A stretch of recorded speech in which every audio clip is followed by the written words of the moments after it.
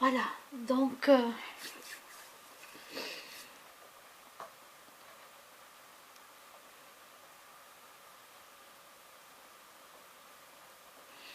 je fais cette petite vidéo parce que je viens de raccrocher au nez de mon père.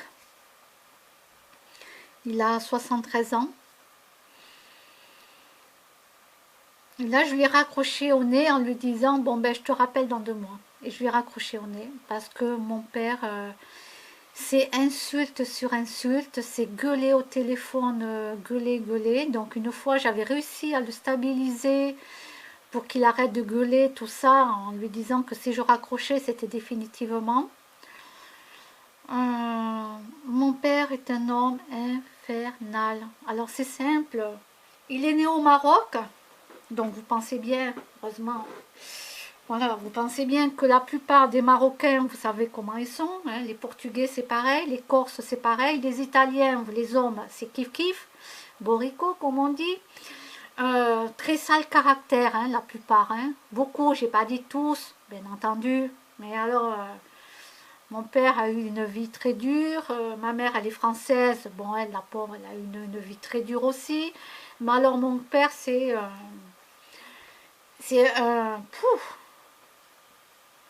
un homme qui boit déjà, il est alcoolique, comment on dit ça, ça y est, je suis fatiguée là, je suis très très triste, donc là je me reprends. Il est dans l'alcool, il est alcooliste, et bien sûr il ne, comment dire, il ne le reconnaît pas, hein. Moi j'ai toujours vu mon père en train de boire, hein, il boit toujours, rien que déjà à jeun, il a déjà son pastis, déjà à jeun. Le gars, il se lève, il a déjà son pastis. Sans compter tout ce qu'il boit dans la journée, le vin à table et les apéritifs le matin et le soir à 11 heures et l'après-midi, quoi. Donc, il boit trop. Là, j'ai déjà averti à mon père, je lui avais dit, c'est simple, parce que moi, je sais ce que c'est que d'être drogué, je suis droguée à l'alimentation. Alors, j'ai de la chance, je fume pas et je bois pas. Mais, malheureusement, je suis droguée à l'alimentation. Donc on sait quand on est drogué, comment on le sait, c'est quand on ne peut pas s'en passer. J'ai dit à mon père, si tu es capable d'arrêter du jour au lendemain à boire, là, pendant un mois, arrête de boire de l'alcool et tu verras si tu es capable ou pas. Si tu n'es pas capable, c'est que tu es drogué à ça. Voilà, mon père m'a menti en me disant qu'il buvait plus, tout ça, j'ai bien senti qu'il me mentait, etc. Voilà, donc j'ai appris qu'il continuait à boire, bien entendu. Voilà. Donc là, j'ai mis ça sur le tapis tout à l'heure parce que j'en avais ras-le-bol. Ben, il me traite de tous les noms, etc. Il n'y a pas que moi, hein, tout le monde y passe. Hein, tout le monde y passe. Hein. Ben, je suis une pute parce que je suis passée à la télévision. Ben oui, tous les gens qui passent à la télévision sont tous des putes. Excusez-moi du gros mot, mais voilà, il fallait bien quand même que je vous le dise, donc j'en fais partie. Je fais partie de tout ça. Voilà, je suis allée faire ma belle à la télé. Oui, bien sûr, je suis tellement fait tellement ma belle que je suis une star. Je suis reconnue dans le monde entier. Hein? Non, j'ai fait ce que je devais faire pour moi, pour arriver à essayer de dépasser un cap qui était très difficile. Je suis rentrée chez moi et j'ai repris ma petite vie tranquille avec mes petits animaux. C'est tout. C'est tout.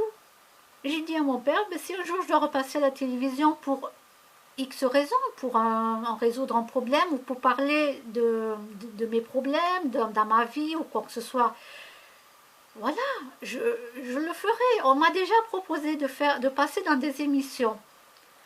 J'ai refusé parce que j'étais en dépression, je ne pouvais pas. Voilà. Je ne vous dis pas quelle chaîne m'avait téléphoné pour que je fasse une émission, passer à la télévision pour raconter ma vie, comment je vivais, etc. etc. J'ai refusé parce que j'étais en dépression, je ne pouvais pas. Je leur ai dit là, je ne peux vraiment pas et je ne peux pas. Voilà, c'est non, non, on ne passe pas comme ça à la télévision. Vous savez, c'est pas facile. Hein, pour les gens comme moi, c'est pas facile. Donc bon, pour mon père, je suis une pute et puis voilà. Euh, donc j'ai dit à mon père, voilà, puis il y a des choses que j'ai dit à mon père, je lui ai dit, tu sais, si tu commences à dire plein de trucs de ce que tu me dis à moi et que tu vas dire ça devant, je sais pas moi, devant un juge ou devant, parce qu'il me parlait de Galilée, ou devant un gendarme, mais alors il m'a parlé de Galilée parce que Galilée avait dit que la Terre tournait autour du Soleil ou je sais plus quoi, et on l'avait condamné, quoi, on l'avait enfermé parce qu'il avait dit ça, et puis Galilée avait dû justement s'excuser auprès des religieux, tout ça, auprès je sais plus de quoi, bon bref, je connais pas toute l'histoire hein, de Galilée, voilà, mais de nos jours, si mon père, comme je l'ai dit, si tu sors toi des choses devant un juge, tu es en train de dire des choses devant un juge, d'accord? Qu'est-ce qui va se passer? Même si c'est vrai, on t'enferme définitivement chez les fous. Parce qu'il y a des choses qu'on ne doit pas dire, donc qu'on ne peut pas dire. Même si on sait que c'est vrai, on ne peut pas dire des choses. Eh non, parce que sinon on nous enferme définitivement chez les fous. Voilà. Et là, mon père, donc, je lui ai dit pour son bien. Voilà, je lui ai encore redit pour son bien qu'il ne fasse pas l'idiot. Non, il continue, et puis il n'en a rien à faire, et il dira ce qu'il veut. Il me dit, tant que j'ai pas insulté un juge ou un policier, ou voilà, tant qu'il n'a pas insulté quelqu'un, il dira ce qu'il veut. Mais ça se passe pas comme ça devant un juge. Non, non, non, non. Dans notre société, il y a des choses que l'on peut savoir, mais qu'on n'a pas le droit de dire. Voilà.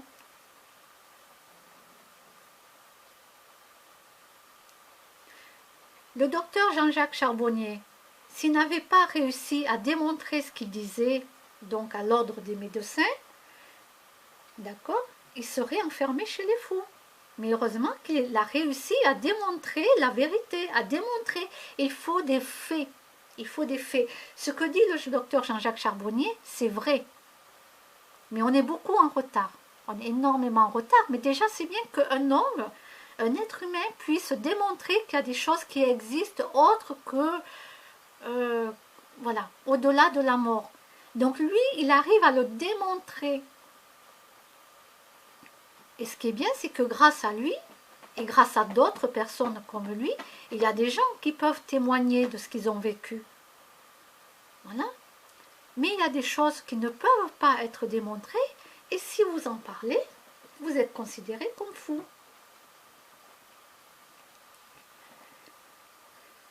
Alors, je peux vous dire qu'avoir un père alcooliste qui boit, qui est extrêmement jaloux, mais à un point, vous ne pouvez même pas imaginer. Pour l'instant, je n'en parle pas, j'en parlerai peut-être une fois. Avoir eu une enfance plus que difficile, il y a 47 ans, ben, j'en souffre encore, donc c'est pour vous dire.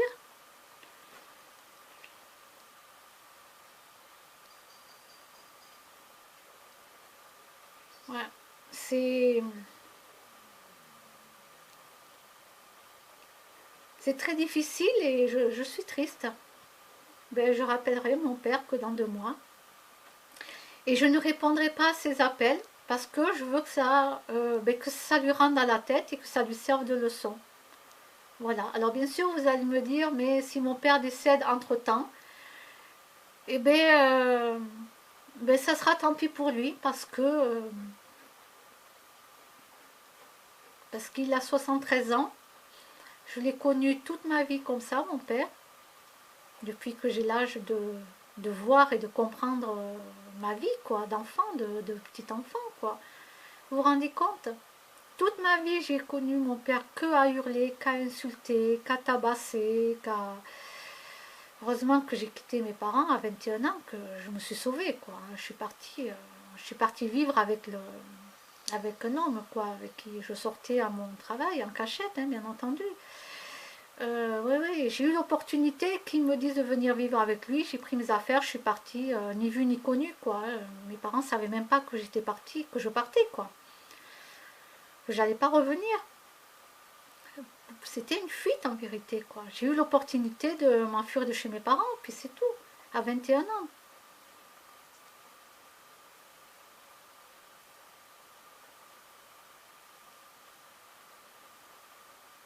Voilà, donc là, cette fois-ci, je ne rappellerai pas. Parce Parce qu'une fois, j'avais raccroché au nez à mes parents, et puis mon père m'a rappelé. Bon, alors j'ai pardonné, j'ai d'accord, ok, bon, ok. Mais là, j'ai dit la prochaine fois, ça sera définitivement. Donc là encore, je lui laisse une deuxième chance. Là, par contre, je laisse 2 mois. Voilà, 2 mois. Ça sera la deuxième chance. Et s'il continue,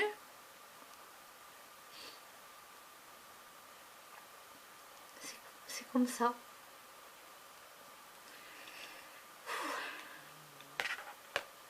Je crois que je voudrais faire passer un message à tous les hommes qui sont très durs avec leurs enfants.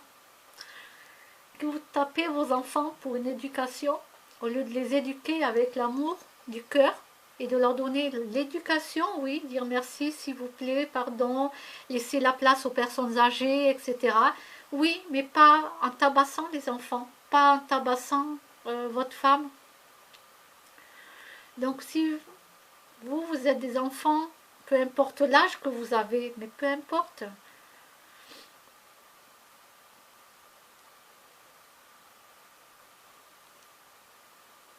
Si vous avez l'opportunité de faire écouter cette vidéo, il faudrait que tous les papas, je peux parler que du papa parce que les mamans, je ne peux pas dire, bon, je vais laisser un message aussi aux mamans. Mais moi, comme j'ai mon père qui est extrêmement dur, violent, très agressif, et en plus, il boit beaucoup d'alcool.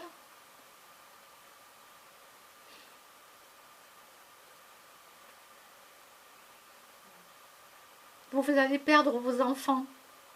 Un jour, vous allez les perdre, vos enfants. Et encore, moi, j'ai pris énormément sur moi. J'ai 47 ans et je prends énormément sur moi.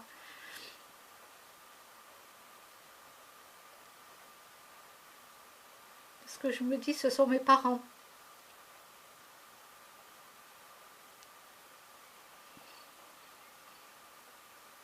Donc, tous les papas qui ont des enfants, essayez, je sais pas, réfléchissez, ne vous dites pas que chaque fois vous faites une éducation, c'est une éducation, quoi. Mais pas en tabassant les enfants, pas parlez à vous avec vos enfants. Je trouve que les parents ne parlent pas avec les enfants, pas assez.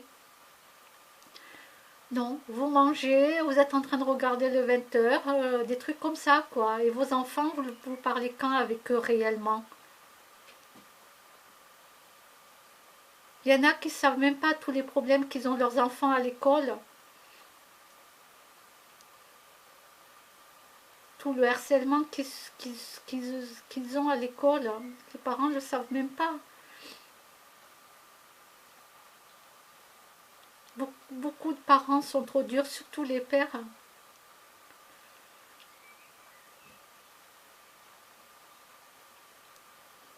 Voilà.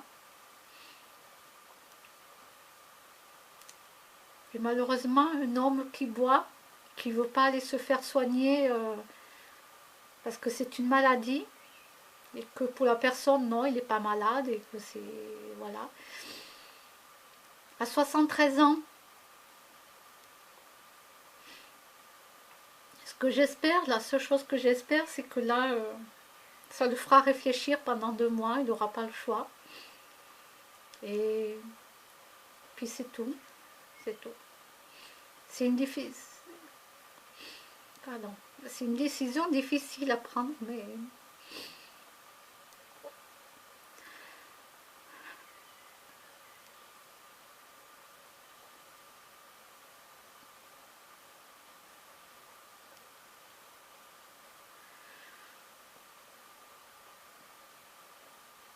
ce que je peux dire, c'est que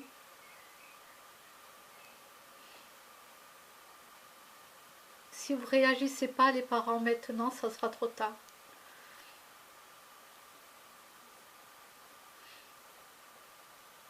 Voilà. Bon, ben je vous laisse. À demain.